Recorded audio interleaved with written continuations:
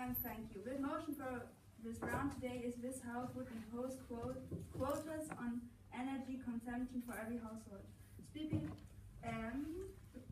Debating this round are Team Netherlands 1, who are proposing, as well as Team USA Blue, who are opposing.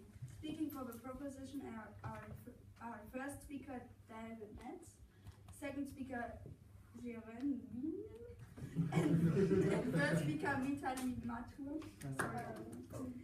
Please welcome them. It's supposed to be Janice Gordijk. Oh. Speaking for the opposition are the first speaker, Jasper Premak, second speaker, Mati Tseng, and third speaker, Mitali Matur. Judging this debate are Václav Sokup from the Czech Republic, Vivian Schreier from Germany, and Donos from Denmark. Please welcome them. Speaking time for speeches are 8 minutes. The first and last minutes are protected from points of information. A knock or ring will be sounded after the first and the 7th minute. There are no points of information during the reply speech. It's now my pleasure to welcome David Metz, the first speaker of the proposition, to open the debate.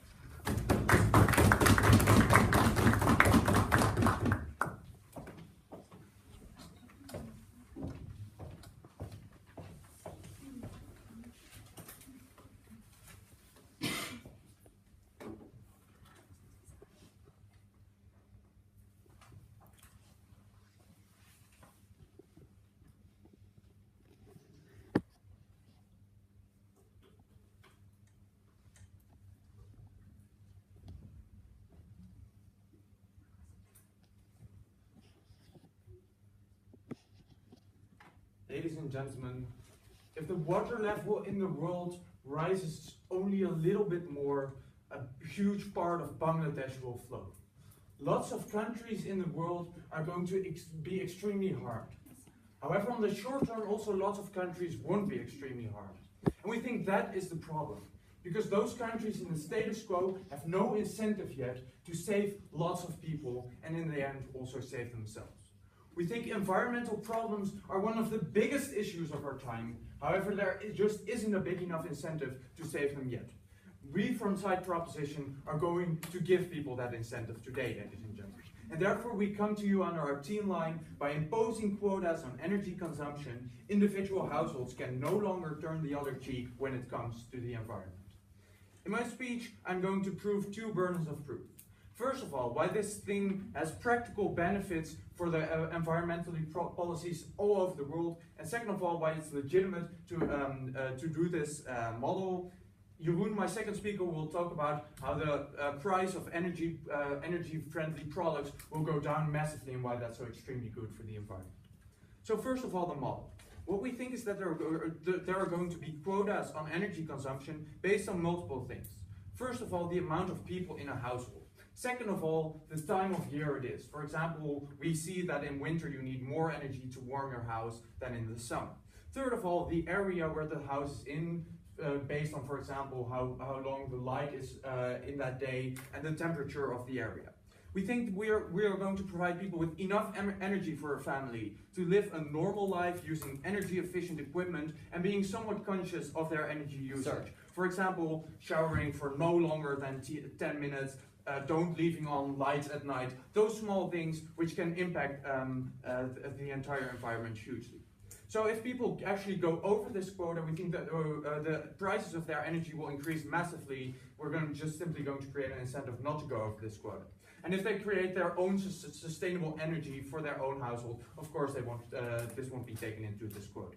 So why is this an effective policy?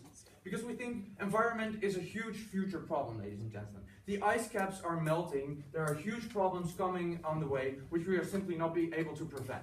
Why? Because there is sustainable energy, because there is green energy, but there's simply not enough to cater to the needs of the people in the status quo. Not yet. We think there are impossible needs of the people which will take an extremely long time before we will actually be able to cater this using sustainable energy.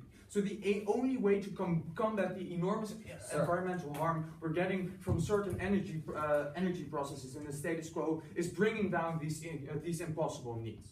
So why isn't it working in the status quo?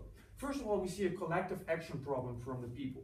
If one household changes its consumption, that means it will have barely any impact on the environment. Why? Because it's one household in a million. It's possibly even one household in a billion that actually will do something. We think this doesn't directly impact anything, and the people in this house will also think, well, at the moment I change anything, it's not going to change anything, unless every people in my entire neighborhood, in my entire country will change anything. So therefore we see they have no benefits, no actual benefits from doing it.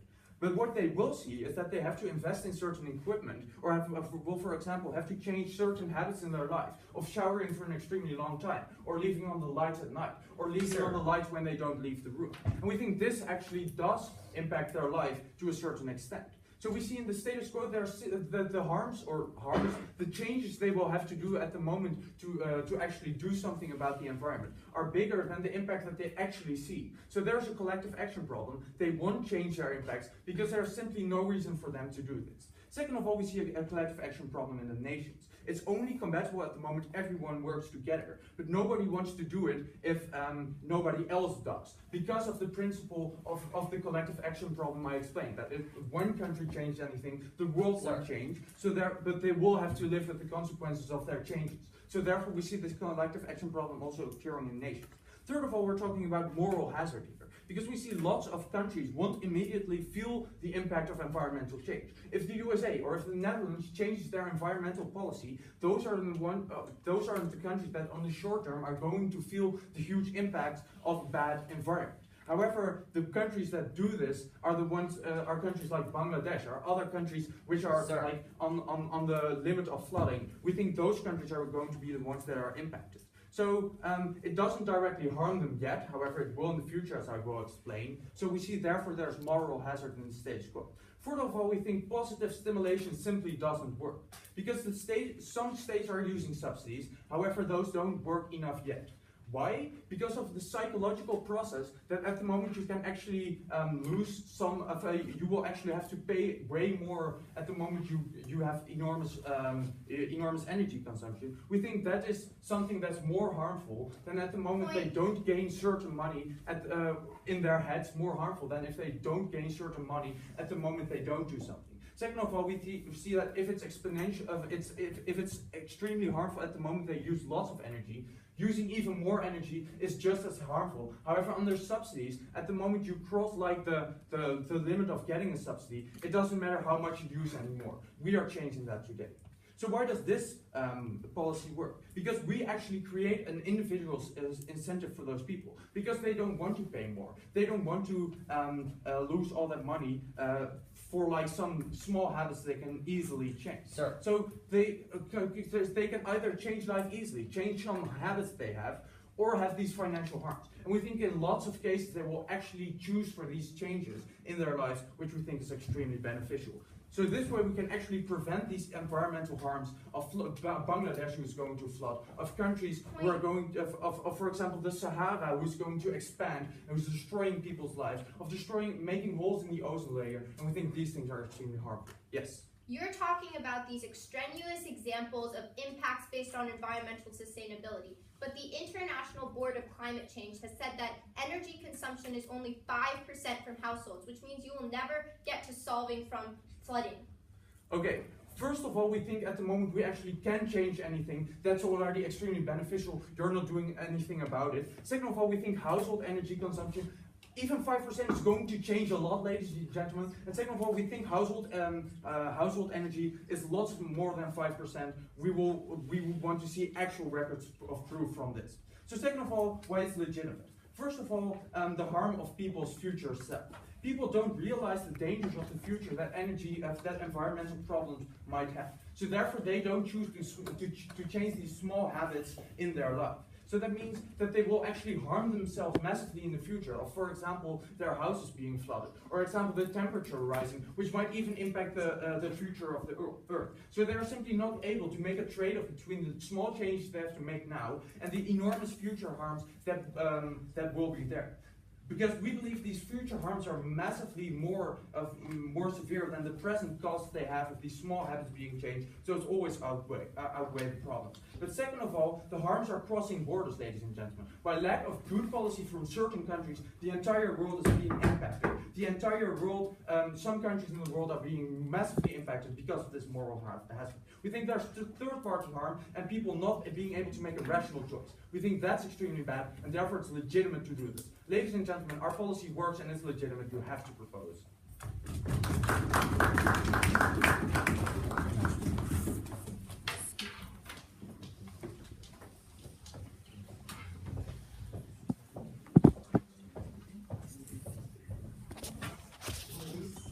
Please talk more loudly, because Thank you for the speech. I'd now like to call. wait a second. I will let you know. Okay. Okay, what is speaking time? 8 minutes and 69.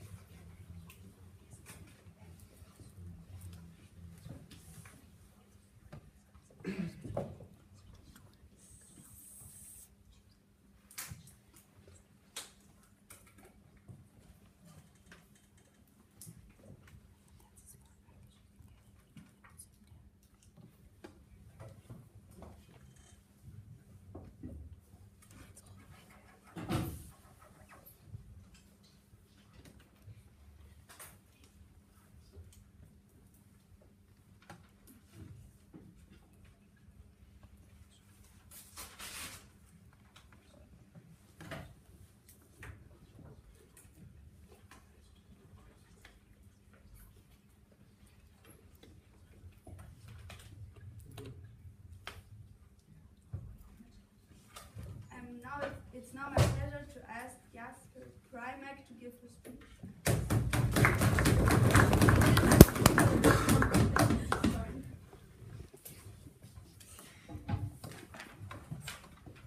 Members of the panel, millions of people across the world depend on energy consumption to save their lives every single day. Not only does Side Proposition not prevent global warming from occurring, but they also deprive millions of people of a lifeline that they need every single day to live, not only for themselves, but also their families. Because on Side Opposition, we believe that cutting consumption cuts livelihoods, we are very proud to oppose. In this speech, I'm going to first rebut Prop's flawed case and then present our first two substantive arguments. So, what did we hear first from Side Proposition? We heard that their policy will actually solve global warming, and we actually don't think that this is the case. First, as our third speaker pointed out in a POI, households only account for 5% of the world's energy consumption, and we will give you some deep analysis in our first substantive point why there isn't going to be any reduction in consumption at all, even if that 5% were cut from all households. But what we would also say is that the small habits that Proposition likes to talk to you about, that they're going to incentivize millions of households to change, are actually extremely significant. Showers create better sanitation for millions of people. Lights allow children in the developing world to study. On their side of the house, they prevent people from adequately cooking their food, and they prevent people from adequately heating their homes through excessive quotas that ultimately prevent them from living better lives. But what we also heard is that this will encourage green energy, because people will need to invest in green energy in order to escape these quotas. But the problem is this: people in developed countries like the United States are easily capable of affording green energy. But for the millions of global poor, making a substantial investment in green energy that requires a gigantic amount of infrastructure to set up is not only physically impossible, but it is an onerous financial burden that leaves them unable to put food on the table for their families. We don't think that's just for any agency to impose. But what we also heard is that positive stimulus doesn't work. We agree. We don't need to defend any sort of alternative system. All we need to prove is that their system doesn't work and is harmful. With that, let's get into our first substantive argument, that Side Proposition's policy will not only not halt global warming, but it'll also make it harder to stop. Side Proposition's burden in this debate is to show that they can reduce global warming. If they cannot do that, they lose immediately. What we will show you is that households are insignificant. As the Intergovernmental Panel on Climate Change explained in a report from last year, households only account for 5% of global energy emissions. And the IPCC, in a report released 2 months ago, estimated that if global warming is not to be irreversible within the next 2 years, then the world needs to halt about 40% of global energy transmission. Any lower amount will still result in inevitable global warming. What's the implication? The dent of 5% that they put on global carbon emissions is insignificant. But what we would also tell you is that consumption will continue in other sectors because of their policy. Why is this the case? By the time that resources like natural gas and oil are consumed by households, they've already been extracted and synthesized by energy companies. They already exist. Yes? Don't you realize that if we have longer before the actual problems are going to occur of environmental change, that we have longer to invest in green energy so it can save the planet after all? I'm going to explain to you immediately why we're not going to see any drop in transmission. And also, investing in green energy is politically and financially infeasible for millions of people across the developing world. So, because these resources have already been extracted, when households stop consuming them, there will be a glut of these resources in the international energy market, creating a drop in price. Why is this so significant? Because the majority of energy consumption across the world is taken up by industry, like factories. And we think that when there's a drop in energy prices, these industries will be better able to purchase oil for their own use. There are 2 implications. First, these industries will use more on production every single year because they'll have cheaper costs of producing energy. This is extremely harmful because not only will they be putting out exactly the same amount of carbon emissions, but they'll also be expanding their infrastructure of production, allowing them to use more and more carbon dioxide every single year, accelerating the process of global warming. But finally, we think that Side Proposition is only taking symbolic action because they delegitimize the true green movement, the grassroots agencies and democratic movements that are calling for more effective steps against carbon dioxide emissions, stopping global warming. On their side of the house, global warming continues exactly as it is in the status quo and gets even worse because of lower energy prices for industry. Our second substantive argument is that Side Proposition's policy will destroy the livelihood and development of billions of people. Millions of people depend on burning fossil fuels and energy for their lives every single day, and we feel as though quotas will especially exacerbate this effect in the developing world. The Kinsey curve is an economic truism which says that as countries develop, people peak at an energy consumption use, but then as countries develop further thereafter, that consumption drops. We think that across the world, many developing countries, like China and India, have reached that peak of energy consumption, and cutting them now by quotas will be extremely harmful for several reasons. First, we believe that in many developing countries, high energy consumption is necessary for good health standards. Without high consumption, you can't cook food, you can't shower, and you can't have running water. In developing countries, households need to consume a large amount of energy for this purpose because their countries don't have high health standards. On their side of the house, they prevent people from taking the health standards necessary in order to save their lives, potentially killing millions from preventable diseases that require energy consumption. But second, we would also say that their model does not account for volatile weather.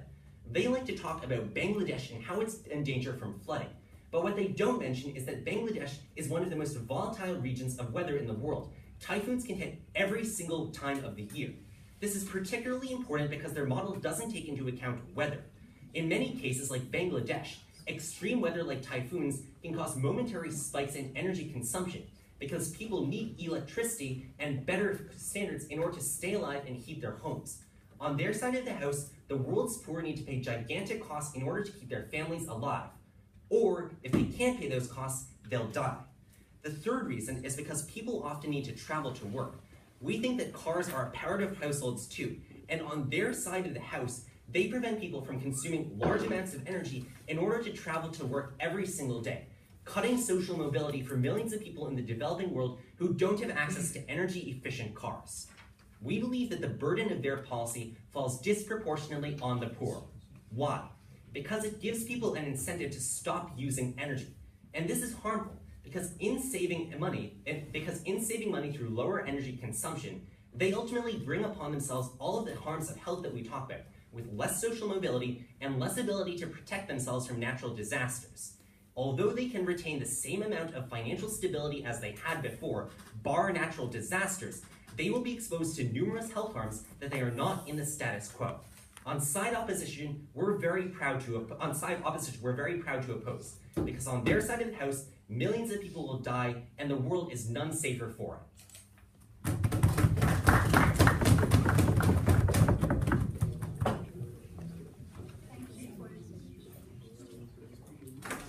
Thank you for your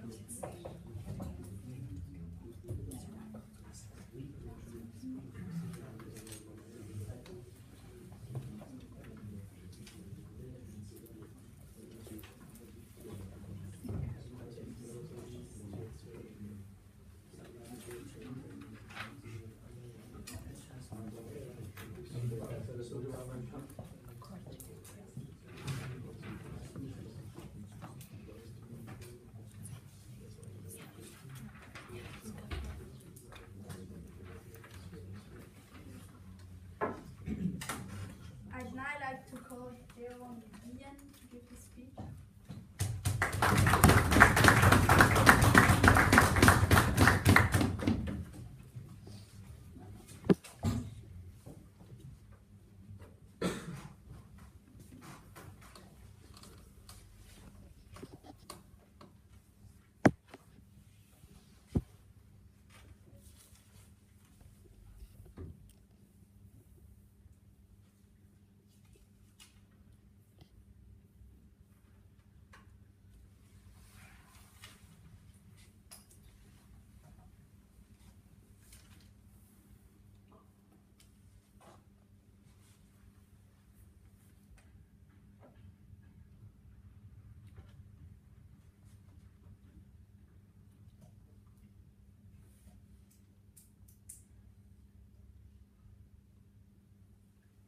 Ladies and gentlemen, destroying the planet of our future children, making sure that the water is poisoned because of all the oil that gets in it, making sure that children, that farmers suffer from a huge degradation of their farmlands, which makes them no longer able to cultivate their land and simply doesn't give them any more food, which leads them to starve, ladies and gentlemen. I think that's unacceptable. And this is so much more important than being able to keep your jacuzzi, ladies and gentlemen.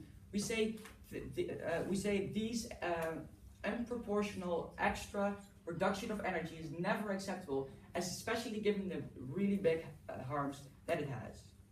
And no, ladies and gentlemen, of course we're not saying that from one day to another we are saving the world, but at least we are providing a more sustainable future, so we have more time to actually invest in green energy, so that it is an option to consider before it is too late. No, thank you. Okay, what am I going to talk about in this debate today?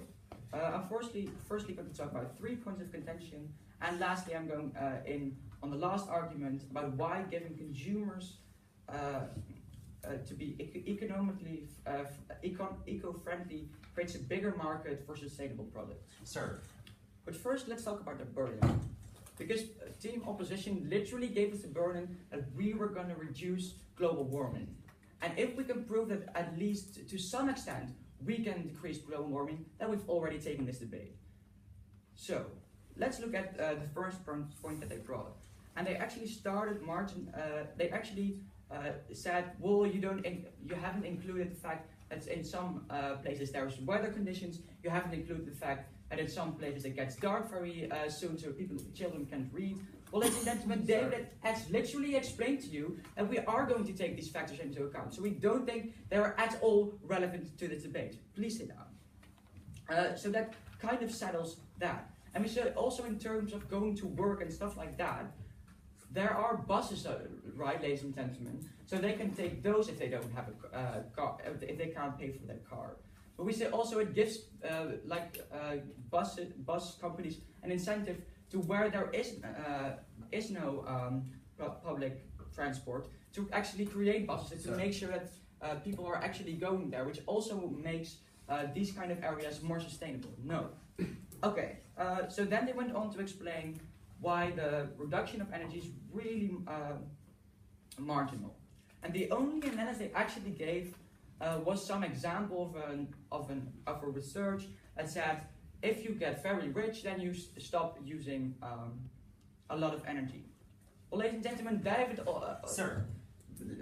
No, thank you. They never explained why this is the case. They never gave any analysis, whereas David really well explained why you have more, why when you are richer, you don't suffer the consequences. And also because of the collective action problem, you don't have an incentive to cut on your expenses. We say the countries like the United States do pollute a very big amount of the world's pollution. So they are actually very important.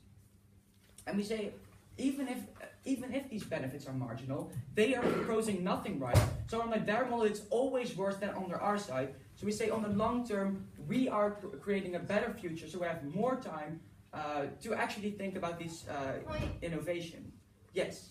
Is a better future worth it if thousands and millions of individuals are dying on a day-to-day basis because they can't survive? Well, I'm sorry, but you never explained to me how suddenly millions of people are going to die because they can't keep their lights on at night. Ladies and gentlemen, we're not asking them to stop cooking their food, ladies and gentlemen. We're still allowing them to use some energy, not unproportionately much. So then there's this really weird point about, well, yeah, if consumers are not going to buy oil anymore, then all the companies are going to buy the oil. Ladies and gentlemen, that's just nonsense, ladies and gentlemen. These companies are not just going to need more oil because there's more oil left. We say demand is going down when it comes to oil, so the production is also going down on oil because there's no longer so much oil needed. So we say that's not really an issue. So all their analysis on why the reduction is so marginal, we say even if this production is marginal, we still think it's worth it because of all the benefits. And it's not just us that we're influencing by this policy, it's also future generations. People that never chose for all this pollution, for all these problems, but still are confronted with these problems that we caused. We don't think that's acceptable because they never had a choice whether to opt into this system, and therefore we think it's very legitimate to do that, even if the benefits are marginal. No, thank you. So moving on to my last argument, and that is why giving consumers an incentive to be eco-friendly creates a bigger market for sustainable products. So first of all, let's look at what innovation actually is. And we say in order to innovate, you need a lot of time and you need a huge investment because you have to do a lot of research, because you have to do an experiment 100 times over before it actually works. So you need a lot of money and a lot of time to actually make sure that your sustainable product is going to be on the market. So you also need a huge incentive for your product to get on the market, to make a lot of money with that product. So what do we see under our model? If people want to consume more under this policy, they will have to search for more sustainable products, like, for example, eco-friendly light bulbs or machinery that doesn't take up so much energy. So there's going to be more demand for these kinds of products. There's going to be more money to be earned there. So there's a bigger incentive for these companies to do that, and there's going to be more innovation on these kinds of things. You say also, because there's going to be more innovation, the fabricants of the light bulbs at the moment are going to have incentive to improve their light bulbs even more, right? Because if there's other companies taking over your product and making it even better, you want to improve your product as well, so that people will still keep buying your product. So it works two ways, right? So it will actually create more sustainable products. But also because there's going to be a bigger demand, these kind of light bulbs are going to be produced on a bigger scale, which makes companies better able to produce them more efficiently. What does that mean? They're going to be cheaper, so even for these poor people, it's going to be more beneficial to buy, for example, these light bulbs. So sustainable energies, sustainable products are going to be cheaper and they're going to be more effective, so it's going to be way easier to cut on consuming. So even if Rob has proved that there are going to be some inconveniences in the short term, on the long term we say it's going to be much easier to cut on these pollution, and we say therefore their harms don't stand anymore. Our harms do stand, and therefore we take this debate.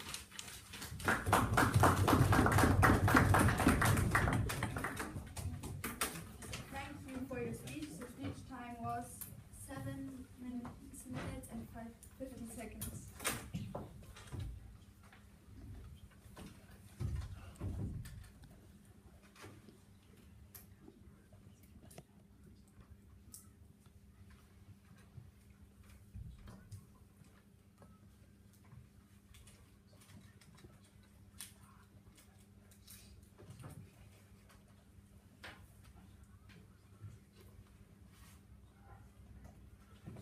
It's now my pleasure to ask Martin Zeng to give his speech.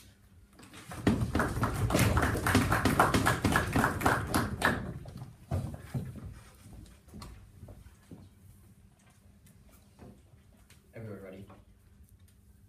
A modern individual's entire existence thrives off of uncapped energy. It's impossible to heat your food, cook your home, cook your food, or keep your medical equipment running without this uncapped energy. But when the basic fuel of survival is ripped from an individual's hands, people will not want to conserve energy, but get it in any way possible. Because we believe that cutting opportunity for energy cuts livelihoods, we are so proud to oppose. In this speech, I'm going to do 3 things. First, I'm going to refute the arguments that Team Gov has slipped in today's debate. Second, I'm going to extend and protect the arguments that we heard from my first partner. And then I'm going to give you the last team opposition argument. So let's start off with refuting what team government has given us. First, remember that they give you the massive fallacy of leaping development. What we tell you specifically is that in developing nations, they don't have any infrastructure to implement these kinds of renewable energy. What we're talking about in these instances is like solar, nuclear, and wind. But what we understand is that nations like India and China just don't have the infrastructure to support an entire nation on. But let's also understand that their model doesn't fulfill their most basic role as team government.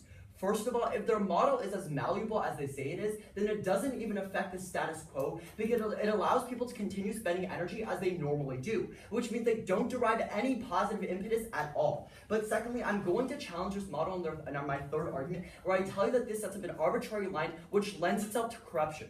So let's go to its first argument, where all they tell us is that the environment is a problem. I have a number of responses here. First, this argument proves absolutely nothing.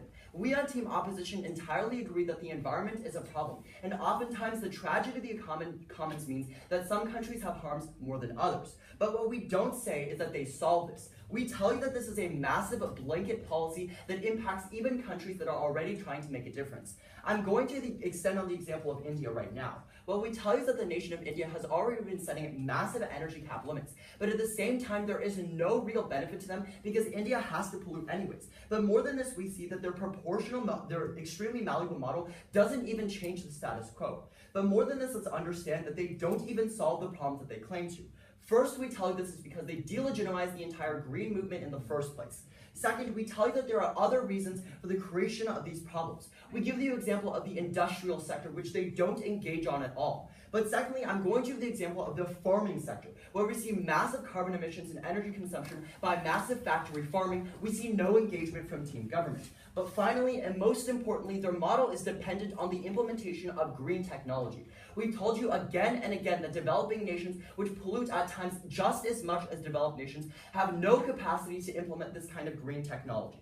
But finally, and most importantly, we see that the impact on this argument is exceedingly small. First, refer back to Jasper's analysis, where he tells you explicitly that households only account for 5% of energy consumption, that Team Gov needs a minimum of 40% reduction in order to gain offense in today's debate. But most importantly, what we tell you is that Team Gov has adopted an attitude of sit down and suck it up for the people in developing countries. We tell you that they have a massive first world focus, because they provide absolutely no impetus or mechanism for developing nations to establish their model. But then go to their second argument, where they talk about creating a market for sustainable energies. I have 3 responses. First, remember again and again their fallacy of the leaping development. The analysis is that these developing nations have no mechanism to acquire their models' technologies. But secondly, what we tell you is that incentives and stimulus help far more. When you put the scientific community underneath a massive impetus to have to create some kind of solution, they tend to cut corners. What we tell you is that when the scientific community is put under such extreme duress, they don't have the capacity or the time to create solutions that actually matter. We see that the green technology that has been developed was never developed underneath a system of caps, so they don't provide you the analysis there. But finally, and most importantly, we tell you that no developing nations can ever take part in this sustainable market. Not only can they never invest in this kind of infrastructure on the model, but they can never actually buy the infrastructure in the first place, which means they don't participate in our modern economy, and you disenfranchise them permanently. So now let's go to, yeah, go ahead. Even if all that is true, why is not using not green energy, using less not green energy, then not a benefit on our side of the house? Okay, I tell you specifically that you never prove to us that you're going to be able to put green energy where it really matters. I'll extend on this analysis right now when I extend Jasper's argument. So go to his first argument, where we tell you that this kind of policy is not targeted correctly. Firstly, let's understand that pollution stays exactly the same. We'll give you the sectors of industry and farming with no engagement from team government. Neither of these sectors are related to the household topic of today's motion, which means that they don't actually solve the problem where it's coming from. But most importantly, we tell you that if you really want to have green energy, natural development is best. What we tell you is that nations like India and China are already approaching the horizon of developing better energy technologies, but a cap only stills their development and stops them from reaching this natural process. There's no reason why green technology is bad, but they never give you a reason as to why they themselves achieve green technology on a net global basis. But more than this, we tell you that even developing nations pollute just as much as developed nations. Look to the example of China, the most polluting nation in the world. This nation, one of the most undeveloped in the world, specifically has a huge amount of pollution. But what we have to understand is that the Chinese economic infrastructure has no capacity to deal with the model of team government. Now go to Jasper's second argument, where we tell you that we're harming development and livelihoods. First, we see no engagement on our analysis on symbolic action. The only thing that they tell us is that people are going to have more development without actually telling us why. I just provided you 4 layers of counter-analysis.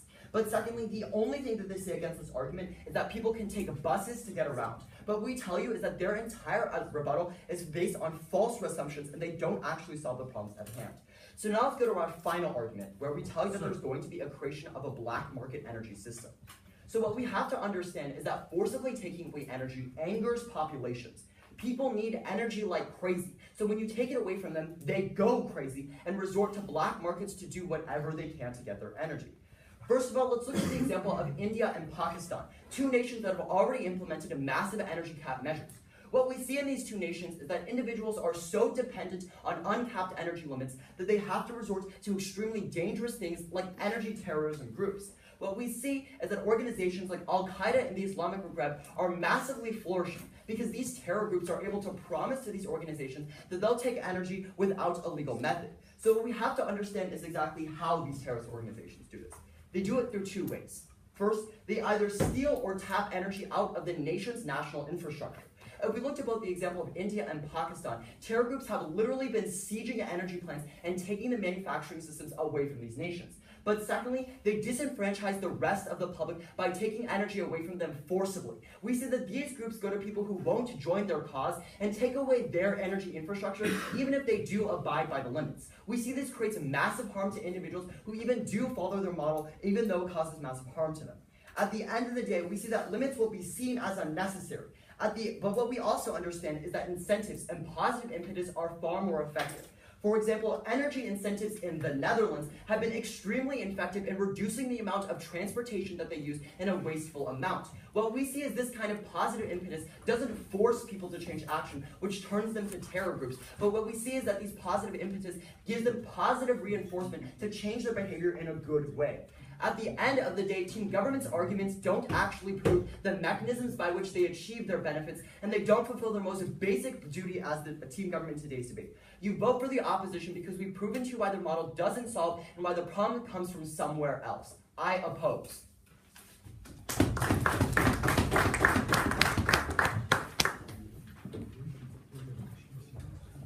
you, Matthew, for your speech. The speech time was 8 minutes and 14 seconds.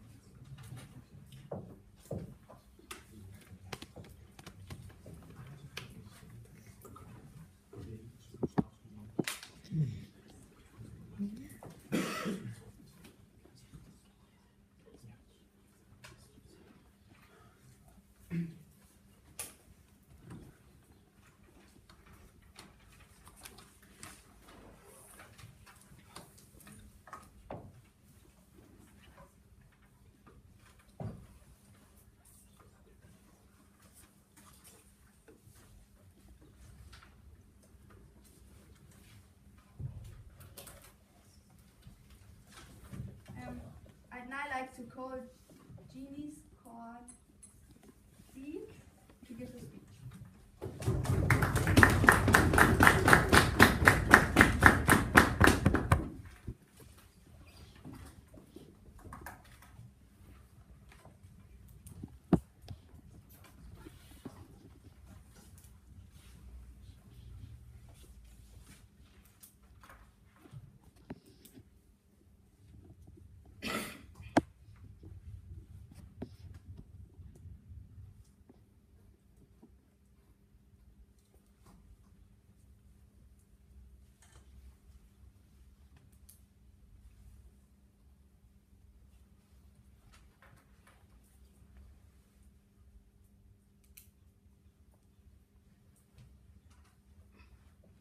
Thank you for the floor, Mr. Speaker.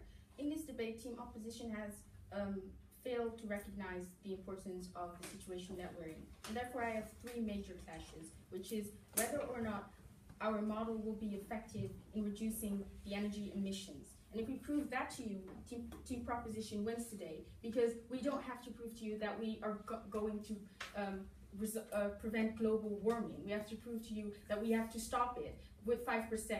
And we also have to take into account that there are other measures that governments can take to prevent global warming. And this measure is going to help them aim at that get to that 40%, and get to that Kyoto Protocol that many governments systematically fail to achieve. So the first clash is the effectiveness. The second clash is whether or not it is legitimate. And they gave us the simple case of whether or not more people are going to die. Because they say that if we set limits on energy consumption, people are going to die, therefore we should not do it. And I'm going to prove to you that on the long term, more people die. They also had claims on our model, so I'll refute that as well as the third clash, but first some rebuttal. No, thank you. We, in the speech before, we heard that duress and stress to have innovation is going to cause scientists to not innovate. We see that that this is just simply not true. Because when we look at history, it is exactly when there is a dire need for innovation that scientists start to innovate.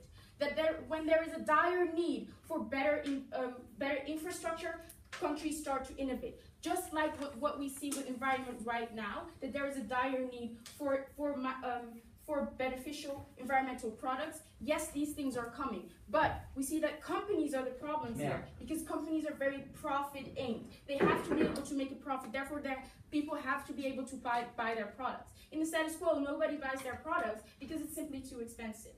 And we see that if there is more demand for the products, it becomes way easier for the companies to actually make a profit. They'll buy researches, they'll take researches and say, please innovate for us, please get ideas for us, and therefore there will be more green technology. And the reason I explained this to you is because opposition made such a big deal about this. We do not have to prove to you that our policy is not dependent on green technology. It's dependent on limiting consumers' energy consumption. That's what I'm going to prove to you. The second thing that they argued in their speech was the existence of a black market. And we say, we don't really think that's realistic, because when people have to choose between the simple act of turning your lights off at night and going to Al-Qaeda, they'll choose to not turn their lights off. It's that simple. And then our model. First, I already explained to you that our policy is not dependent on green technology. No, thank you. We only have to reduce it with 5%, the fact they gave us, which is quite good. If the global energy consumption decreases with 5%, take into account what that means. It means that at least one river, 2 rivers are not going to float over. It means that 1 or 2 villages in Bangladesh are not going to be flooded. We don't need a 40% decrease because we've saved 5% of the lives. Our burdens are the practical benefits and the legitimacy of our policy, and that is why I will now move on to the second clash, which is the effectiveness. David has given you extensive analysis on the collective action problem. Unfortunately, Team USA has decided not to go into that and just claim that the prices will go up. Jeroen has then come up to you and say this is why the prices will go down, because there's more demand for it. Because companies will be competitive. Because companies will actually see that there is that there is an opportunity for them in the green technology market to actually get profit. Our model, in our model, we have household targeted and not industries that they claim. We say households in the USA decide not to turn off the lights at night because it's only 5 cents an hour and I make, I don't know, $1,000 a month, dollars a month. That's nothing. But if we see that people get punished for that 5 cents an hour, they will quickly decide not to do it. If everyone decides to not do it, we get that 5% decrease. Yes. They also said that there is an energy peak in every country. And we say that's simply, yes, that's true, but that has nothing to do with households. We say that has to do with industry. In Europe, there was an energy peak because the industries were using a lot of oil. The moment governments decided that had to be changed, they started to tax CO2 emissions. What we saw is that in the Netherlands, yes, there is less CO2 emissions because industries decided to cut back on their CO2 emissions. My family, other Dutch people still leave their lights on at night. And that is what causes that 5% CO2 emissions. China and India are developing countries, and it works the exact same way there. They have a lot of CO2 emissions, not because their households decide not to turn their lights off. They're at the energy peak because they're at an economical energy peak, because their industries use so much CO2 emissions that their government decides not to tax it, obviously, because many other governments can't tax it, and it will decrease their competitive edge. That's a whole different debate. We're talking about households. The households in Bangladesh and in India and in China can turn off their lights. It's that easy, and no one will die from turning off your lights at night. Showering for 10 minutes will still keep you clean enough to not get sick, which is unlike they claimed. So you can still cook food, Team USA, and I'll explain to you why it's perfectly legitimate to ask people in China as well, in Europe, in USA, and in South America to turn off their lights at night in favor of future generations, which is the third clash. Are there any POIs? Yes. If you only deal with small conveniences like turning off lights, how do you even manage to reduce the 5% that we give you on an ideal world? The turning off of lights is an example. They do much more than that.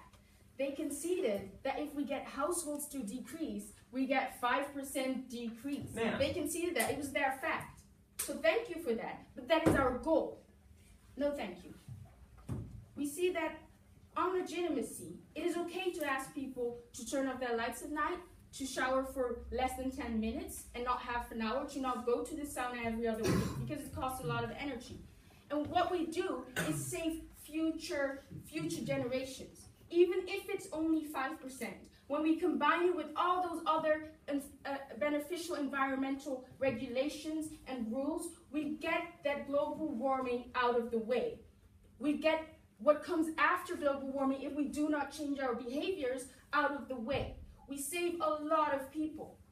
And David and Jeroen have already explained to you as well why, in the current situation, this collective action problem is causing many countries who are treating their industries as they should be, who are cutting off on CO2 emissions, that still those countries are facing the fact that there is a flux, that there are weather disasters, because other countries simply cannot seem to keep up with their environmental policy.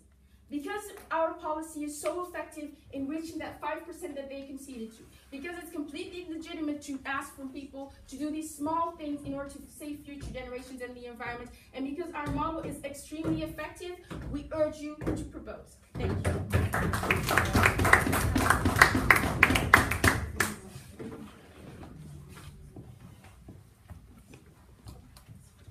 Thank you, Ms. Conn, for your speech.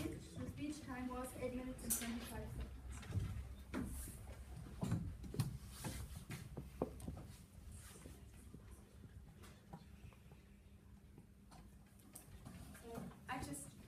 We have 3 minute breaks because I think we need to go to the bathroom. So sorry for that. Pause it.